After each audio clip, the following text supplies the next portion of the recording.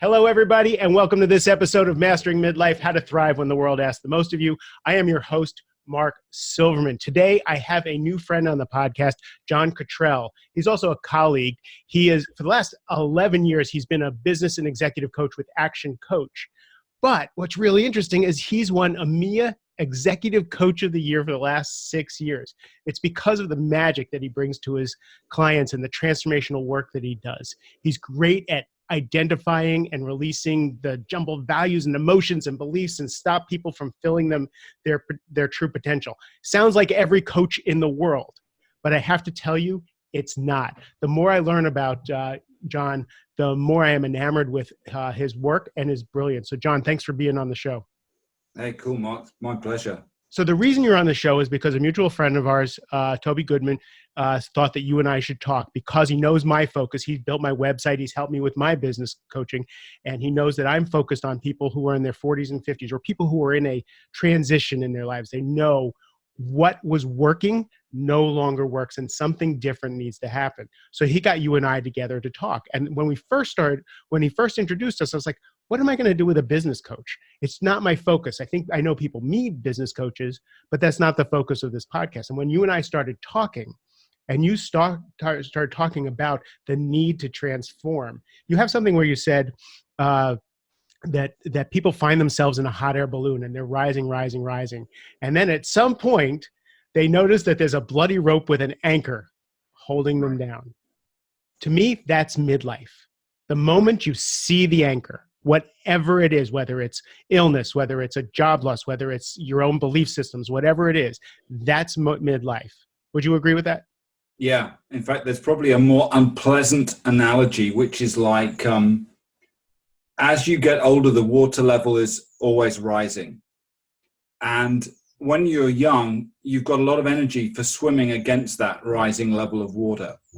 And if you don't deal with your stuff, ultimately the water overwhelms you.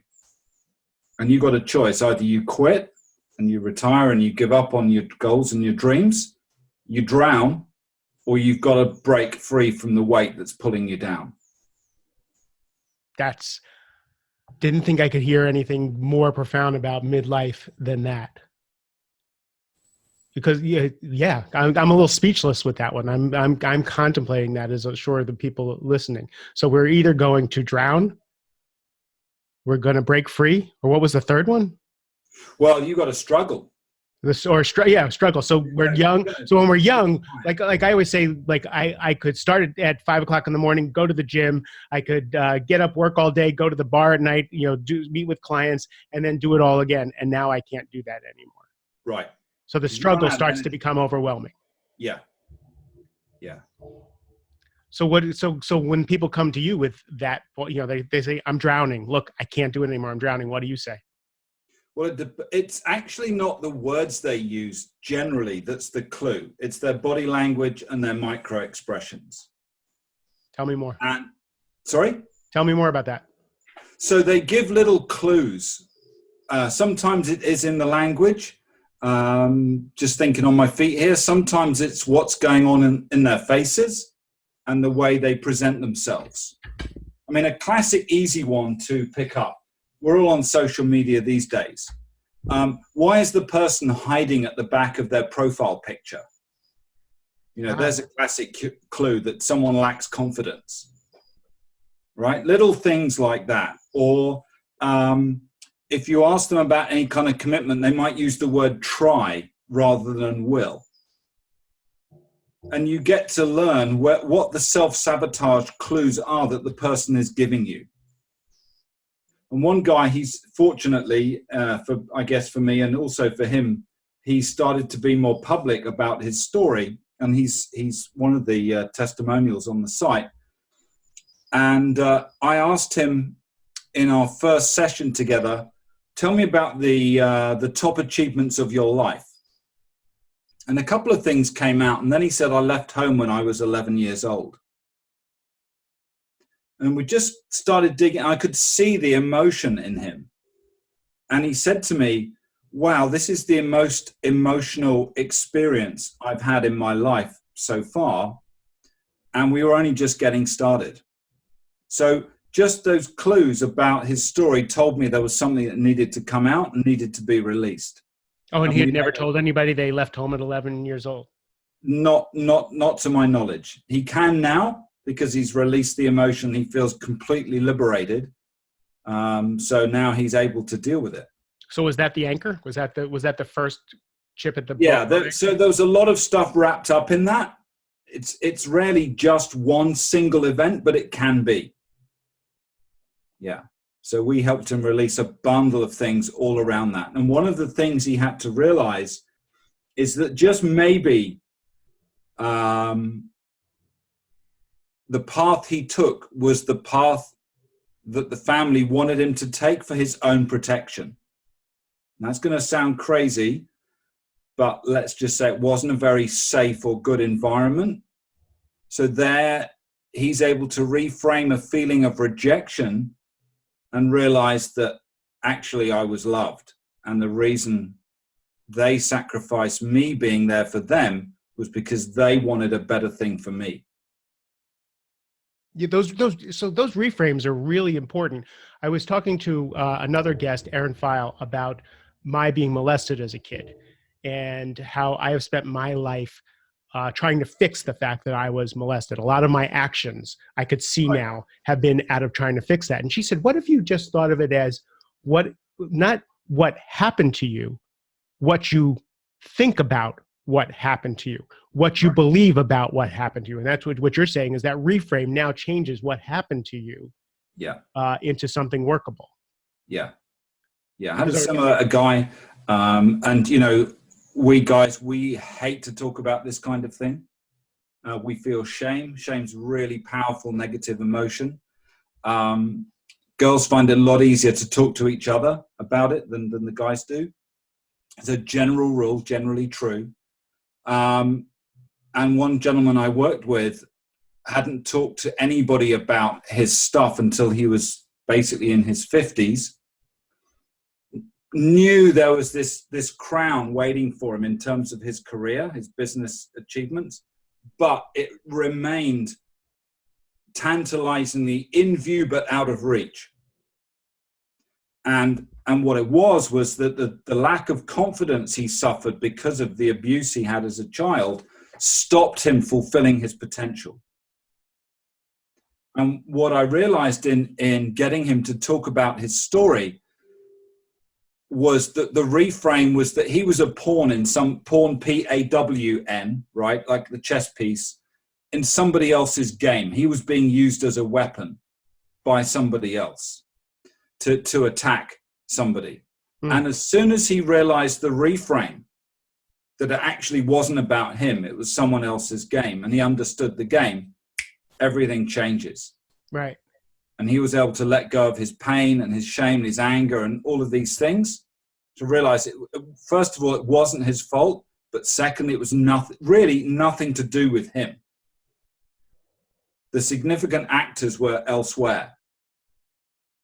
Got it. So what I love about this conversation is what we're talking about now. Most people will toss off as, and I'm using air quotes, the touchy-feely stuff. Right. I don't want to open that can of worms. I don't want to talk about that stuff. Let's talk about business.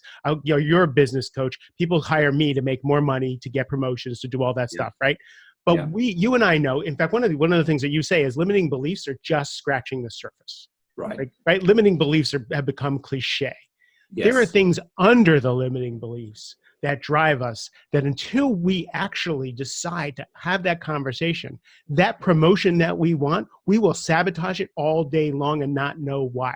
We can say we want it all we want, but the truth is there's a competing commitment inside that is trying to keep us safe, keep us in the box, keep us within that thing that happened or what we think about that thing that happened. So this is very relevant to building $1 million business. This is very relevant to getting a promotion, and this is very relevant to creating whatever it is that you want to create, right? Yeah, absolutely. And I think it's something we all have to one degree or another.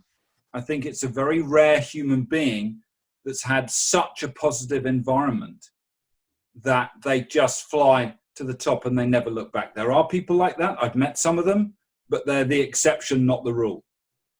For everybody else who's wondering why me, there's a really clear message that I would love all your listeners to take away is whatever your stuff is, it's not your fault. Yeah, we all know the film Good Will Hunting. Yeah. And it's so true. In all the people I've worked with, there's not a single one. So I want you to slow down because I remember Good Will Hunting. I don't know the point you're making by referencing it. Okay. So Robin Williams' character, he's the flawed therapist, and he's dealing with Will Hunting.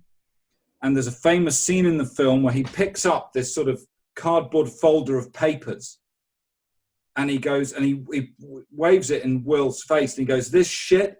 And he throws it down. He goes, "It's not your fault." And Will's going, yeah, I know. And he goes, "It's not your fault. I know. It's not your fault. I know. It's not your fault. Stop messing with me, man. It's not your fault." And suddenly he breaks through and he bursts into tears because he's just bringing it up to the surface every time, and suddenly crack comes through. Yeah. Now that's someone from an abusive background, but your background doesn't have to be abusive for you to have stuff that holds you back. No, it could be something that a coach said to you in a baseball game.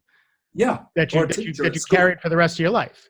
Yeah. Or a critical parent who wants the best but keeps telling you you're not good enough, and gradually over time, guess what you believe? I believe I'm not good enough. Yeah. So loads of those. So again, we sound like an episode of Oprah, right? On one hand, to people who wouldn't understand. But what I love about midlife is that, and that analogy you had with the water, is when we're in our 20s and 30s, we can work with that stuff. We can outwork it, right? Yeah. We can get past our stuff. We can get all the trappings. We can get where we want to go, or we can actually endure the suffering. I was homeless when I was 27 years old, right? I can endure all that. But then when it comes to your 40s and 50s, I just didn't have the strength anymore to keep this facade up. And that's when I think midlife, that crack. And then we try to anesthetize it. We try to run from it. We try to buy our way out. But the only way through is through. Yeah, completely right. Completely right. And it's all about energy. So if anybody's listening wondering, this doesn't apply to me, then the question is, how much energy are you expending dealing with your stuff, whatever that is? Or if that's not clear to you, how much more difficult does something feel to you than you think it should be? If you're thinking, I should be able to do this, why am I finding this so difficult? Why am I finding it difficult to concentrate? I don't like the labels. People saying, I've got ADHD or this or that or the other. Actually, I don't want to know what people say is wrong with you. I want to know what happened to you. I love that. Sometimes just sharing the story opens things up. Yeah. I can't tell you how many times I've had a conversation with someone and they'll say, "You're the first person I ever told this." Yeah, completely. And I'll say, "Have you told your wife?" No. That's where to start, right? Like let's get the burden off. Yeah. So our job, Mark, is to be the blank canvas. And just to be there for the clients and let them say what they've got to say without judging them, without blaming them, without having some kind of agenda. It's just like whatever is, whatever has been, it's okay. So I'm sitting in the car and I'm listening to this, and I just pulled up to work. I'm setting the scene, right? And I'm listening to this in the car, and I'm not getting out of the car, and I'm wondering, am I at that point? Or I'm really tired. Like this is a bit much. And I do have some things that I'd love to talk about, but no, I don't think anybody wants to listen to me. How would you counsel that person? Number one, it needs to come out of your head. I think when things go round and round in people's heads, it drives them crazy. And one simple exercise I get clients to do is take a sheet of paper. The classic paper you might write a letter on or write notes on. We have A4 in the UK. You have, I don't know what you call it, but it's like 11 inches by 7 inches or something. It's 11 by 8.5. I actually use 5 by 8 pages, and I throw it away so that nobody ever sees it. Right. So take one of those, or even in a notebook, fold the page vertically. Right. Left-hand side, write down the stuff that's bothering you and keep going until you run out of steam, literally. Just keep writing it. So on the left-hand side, write down things that are bothering you and just empty yourself out onto that page. Yourself out. On the other side of the crease, write the opposite to that. So the left-hand side is all the negative, write the opposite. Now, when I first did this with a client who had suffering a bit of anxiety, I thought she'd just write a couple of things down. 4 pages later, and about half an hour, she was eventually done. And I, zip, shut up, let her get on with it, don't judge, don't comment, leave her be. And then I said, great, that's fantastic. You've done really well at this exercise. Let's write the opposite. So, of course, she said, well, what do you mean? And she was so locked into the negative way of thinking, she couldn't even cross that bridge with the first statement. So I helped her with the first couple till she got the hang of it. And then it took her 45 minutes to write the others because she had to consciously think what the other side looked like. So give me an example. Well, just by let's say I'm coming into work, I'm feeling really anxious today. Okay, what's the opposite of anxious, Mark? I feel free and joyful. Yeah, or confident or something. And there's not really a right answer. It's just whatever works for you. Right, put that down. Go to the next one. And then you look at those 2 lists and go, in which place would you rather be?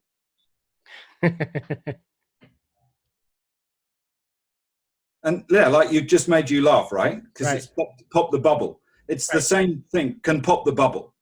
Now, some people, they get too wedded to the negative strategies because they use it to get attention. So one of the most difficult situations to break someone out of is when they're getting what we call secondary gain. Go on. So secondary gain is when there is a benefit to me of running a negative strategy. So if I'm an alcoholic, I've got pity, attention from my partner. I've got a doctor paying attention to me. Other maybe specialist people who do intervention. All these people are making me feel important. Now, if I give up the drink, I'll lose the attention from all these people, and I'll no longer be important. So it's really, really important when anybody's playing what I'll call a victim attention game. Mm-hmm. And this is something that comes from a US doctor, Eric Berne, wrote the book The Games People Play in 1964. He's known as the father of transactional analysis, parent, adult, child. And basically saying every game we play as a human being is to get attention. Some of us get attention for the positive and some of us get attention for the negative. So if you're one of the people that gets attention for the negative, we need to reframe that. Think about how can we get attention for the not being anxious, being confident. Ah, interesting. Right? Because there's a little kid in there who wants to run the show. So you can't ignore that. As much as we'd like to think we're adults, you can't ignore that little kid in there who's stamping its feet going, all right, so I'll stop drinking, but I still want attention. Yeah. And one of the classic tragedies, if you like, in society is that when you have a negative outlook, you attract the wrong kind of attention. You attract the rescuers who want to look good for themselves, and you attract the predators who want to take advantage of you. And, you know, you'll hear abused women talking about, you know, all men are bastards. Well, the problem is the men that they're attracting are the bastards. The nice guys take one look at that kind of behavior and go, whoa, that's trouble. I'm keeping clear. But see, then the question I would ask is, what do you get out of attracting bastards? What's the payoff? They get the fulfillment that their own level of self-esteem says that they're worth, and the attention they get from the being chatted up and all of that stuff, it's a self-fulfilling prophecy. Yeah, whereas a regular guy wouldn't make that much fuss over them, therefore they're not interested. Hmm. But they forget the predator is doing what he's doing because he's following a predator strategy, which is about fulfilling his own needs at the victim's expense. Got it. Yet if that same woman was able to act in a more confident way, they would attract a completely different reaction. Now, let's be clear. We're not saying this is the person's fault, right? Predators are choosing to implement those strategies on vulnerable people. So let's be really clear Good. about that. That's a really good disclaimer. We're not condoning any of that shit, right? Right. There's way too much of it going on, but we need to understand the underlying mechanics of how this stuff arises so we can deal with it, prevent it happening. Yeah, there's a big difference between taking responsibility for what I create in my world and it's my fault. Right. Right. Totally right. There's a very different thing. One is empowering. Why am I creating these things around me all the time where other people are not? Yeah. Another thing that you said that seems, when I heard it, it could be jaw-droppingly controversial, but I believe it's true. And you were talking, I often say that if we don't deal with these things, we're going to have job loss, we're going to have relationship breaks, and we're going to have illness, cancer, depression, diabetes, heart disease. All these, autoimmune diseases are on the rise and they're epidemic proportions, right? We now think of these things as part of American society, and probably British society as well. And you said that you were talking with someone who had MS, multiple sclerosis, and you said they could name the event that brought on extreme sadness, that kind of worked on their immune system. Can you explain the causality? Because I don't want people to think it's their fault that they have an illness. Right. But the mind-body connection is so powerful. It'd be remiss to not talk about it. Yeah. So there's lots of better qualified people than me to talk about, the mind, the body, and health. So I'll just tell you about my training and my experience in dealing with people, and let listeners can make up their own minds. I mean, I'm sure there's plenty of well-known people. Deepak Chopra is just one of them. But I think it's fair to say that we accept, and the medical profession accepts, there is a link between emotion and health. And the emotion of sadness is the one that messes with our immune system. Now, I don't know why it does, but that's just what I've been trained. And when I've spoken to people, what's weird is, and I think I told you about this gathering, I was at a business meeting and there were 40 or 50 of us there. And this woman came in to the group on crutches and literally came and stood next to me. And the first thing she said to me was, "I've got MS." Now, why? What? I can't explain why. I mean, I didn't wave at her or gesture or make eye contact or anything. She just came and stood back next to me and told me she'd got MS. And I said to her, "If you don't mind me asking, what was the significant emotional event that happened to you before your diagnosis?" She said, "We moved house." And I was just about to ask, literally I had to control myself, like, what on earth do you mean? When she explained, she filled in the gap. She said, "We moved 200 miles from where we used to live and I lost all my friends." And the language she used to describe it was, very extreme. It was like this was the biggest tragedy that could ever possibly have happened. So if someone is prone to seeing things that way, there's going to be bigger emotional consequences for them. A more robust person may have said, "Thank goodness I've got Facebook and I've got Skype and FaceTime and all these other means of staying in touch with people. And, once a month I could get the train or I could invite them to stay with us. And that way I'll keep in touch with all my friends. And in the new place, I'll meet new people." But her inward focus was very much on, "Oh my God, a tragedy. I've lost everybody. I'm so upset. And the next thing you know, she's got a diagnosis of multiple sclerosis. And what made it worse was the doctors had said to her she had lesions on the brain and she would therefore never walk properly again. And she 100% believed them. So if your mind is set to assume into your identity the diagnosis a well-meaning medical professional has given you, then that's how your life is going to turn out, because that is what you believe. It's very few people who fight against that kind of thing. And I've got a client who did, who was left in a coma after a skiing accident. And I wrote to him by hand, because I wanted him to really pay attention to what I was saying about the new religion he needed to adopt, which was physiotherapy. And he came out of the coma, came out of his paralysis, gradually got his limbs working again, and earlier this year ran a 10K Wow. Event. Okay, he was slow, but he made it.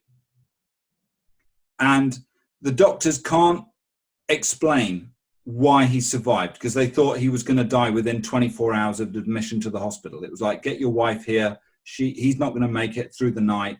You know, all the signs are he's a goner. So get her over here now. So flew his wife over, and then his signs started to change, and he survived. And they can't explain why. Right. Yeah. So this was. I know we're talking about man and woman. The male female thing is not significant. What's significant is the character of the person.